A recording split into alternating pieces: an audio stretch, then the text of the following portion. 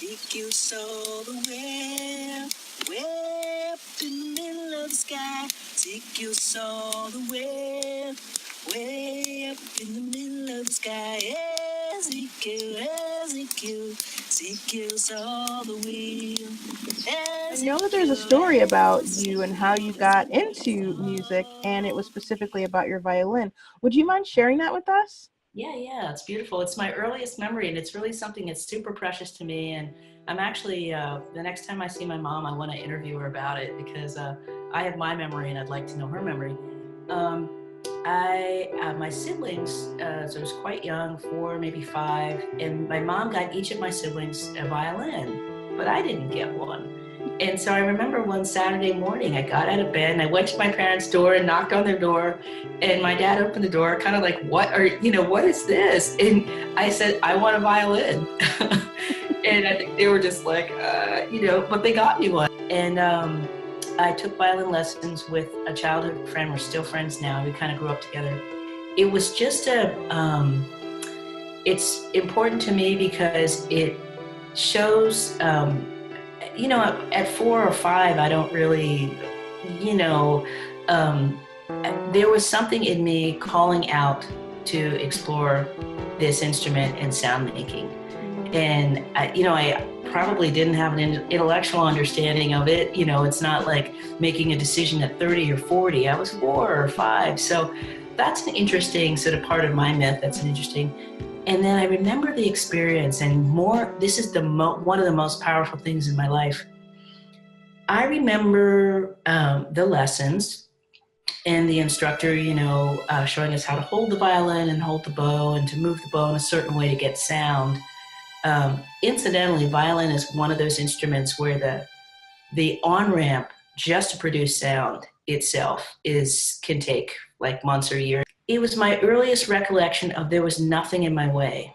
Didn't overthink things, didn't have any story about this is hard or this is difficult or this hurts or I don't understand this. There was no story.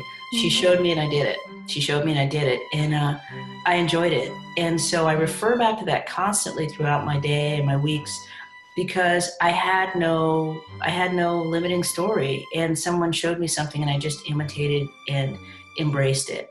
And I tell that story. I did a short little kind of a documentary on myself to explain.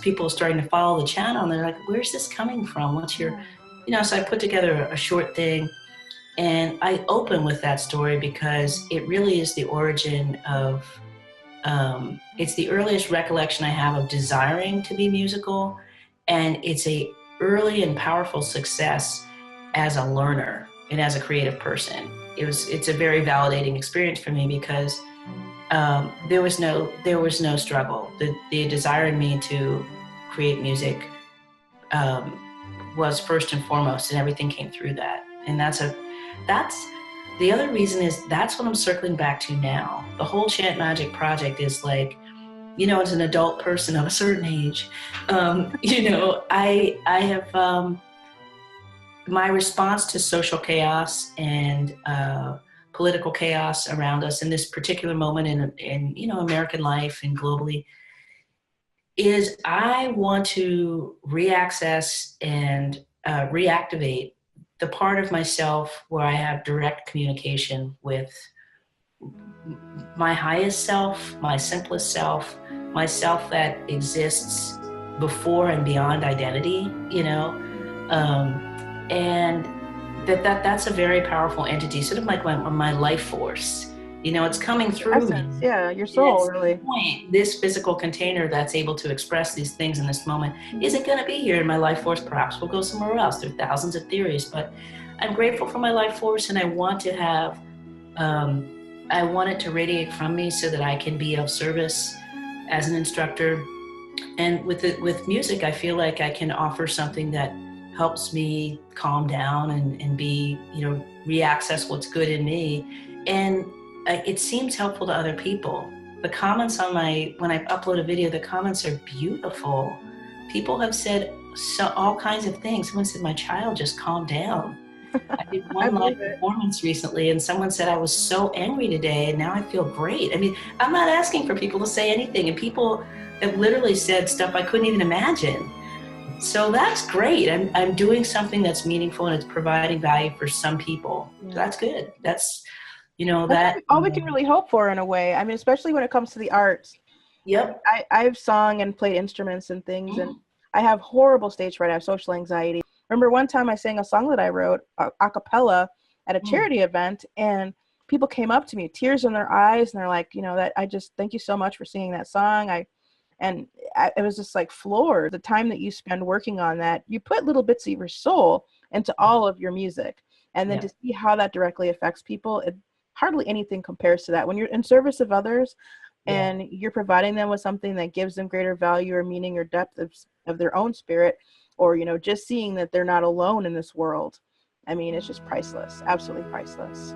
That ethos permeates a lot. I took a particular course through a woman, Sunny Lenarduzzi, and one of the things that impressed me is she leads with value. Yes. She produces content of tremendous value. She in the various trainings, she says, that's what you're doing. You're creating something meaningful of value and you're sharing it. And that is the seed from which everything grows. And you need to understand and get with that right from the beginning. Otherwise, it's not going to work. Because all this, A, it's a lot of work, and B, this, I'm going to blow up on YouTube, and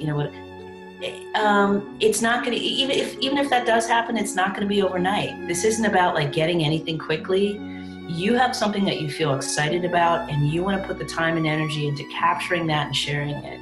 And the desire to give and to share needs to be 80% of what you're doing, or it's simply going to wash out. It's not sustainable. I mean, the simple drudgery of the things that you have to do on a daily basis, if you don't have perseverance, some things you don't necessarily need passion for. If I was dead broke, I'd be out on the street busking. I may not have a passion for it, but I need to eat, but I'm still doing something I enjoy, which makes it less of a burden. But in general, it's like you really need to have the wherewithal and the ability to continue doing something with consistency. And if you don't feel it down deep that this is something that you need to do, something you need to share, that's something that's bigger than you, then why would you continue? Right. Yeah.